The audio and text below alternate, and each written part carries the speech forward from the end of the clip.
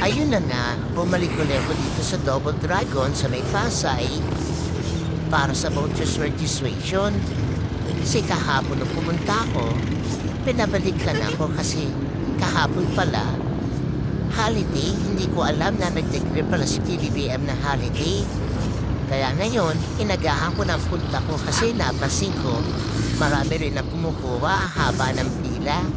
Sa umaga, mas kukonti sigurado pupunta niya kasi alam mo naman ng mga Pilipino, tamad silang pumunta na maaga, kaya mas gusto nila pupunta sila matanghali na, yung medyo masasarado na ba. Pero ang maganda nito, at least alam ko na yung exact location na pupuntahan ko. Hindi na ako magtatanong, hindi kaya mukha kahapon.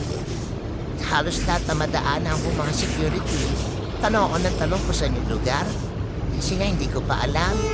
Dito rin ako dadaan sa kung saan ako dumaan kahapon. Kasi alam ko na yung location niya, kaya madali na para sa akin. Tapos ito rin yata yung lady girl na napagtanong ako kahapon. Oo, siya nga din. Siya rin yung nakasin kahapon na napagtanong ako. Madali rin naman siyang hanapin. Sa dire-diretso lang siya sa may parting kanan sa pinakagitna ng mall mismo. Halos katapat lang siya na isang labasan doon sa pinakagitna niya. Ayan, kung mapapansin mo, yung mga ibang ano rito sarado pa kasi nga maaga ako pumunta ngayon. Halos kaka-open lang ng mall. Pero itong sa voters registration, 8 pa lang na umaga, nag-o-open na sila, sabi hanggang 5. Kaya lang kahapon, nung pumunta ako, mga banda, alas 2 pa lang yun. Hindi na sila tumatanggap ng mga applicants. Kasi nga, sabi nila, maaga raw sila magsasarado. Kaya naisip ko na hindi na lang pumunta uli at aagahan ko lang ang para sure. Para wala masyadong pila pati. Kasi pagka pumunta ako dito na medyo bandang hapon na, minsan doon dumadami ang mga tao. Halos lahat nagpupuntahan na hindi ka mukha sa umaga, wala pa masyadong tao. Ayan malapit-lapit na ako sa pupuntahan ko. Kasi dito banda lang yun eh. Yan yung lugar kung saan ako nagpunta kahapon. Eto na, sa bandang kanan, papasok na ako. Ayan, wala masyadong tao, kakaunti pa lang.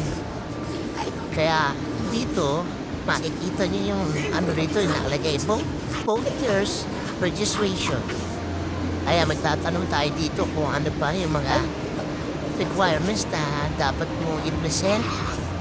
Kasi magpapaano lang naman ako, ipapa-activate ko lang naman yung aking voters ID. Dahil nga, nung kumuha ako, hindi dito sa Pilipinas, sa ibang bansa ko pa kinuha yun. So, kailangan ko ipa-activate dito dahil matagal na ako hindi nakakaboto dito sa bansa natin.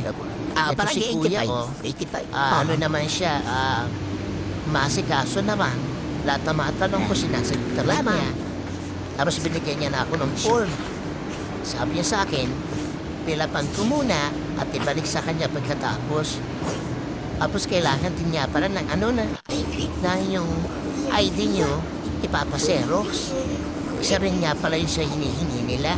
So isang kopya ng ID niyo na ipaserox yun bago kayo pumunta dyan dahil isa yun sa mga requirement.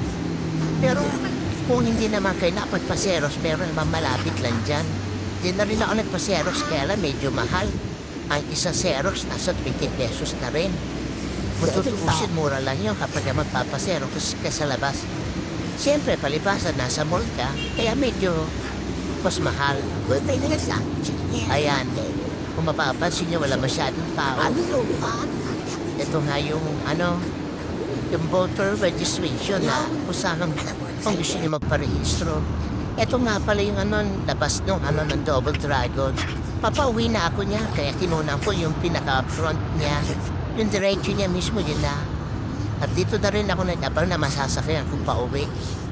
Kasi nag-commute lang naman ako, hindi ako nagdala ng sasakyan dahil wala naman akong dadalhin. Kaya, lang ako, sumakay lang ako ng jeep. Total, malapit lang naman sa amin. Okay guys, salamat po ay kinig. Thank you.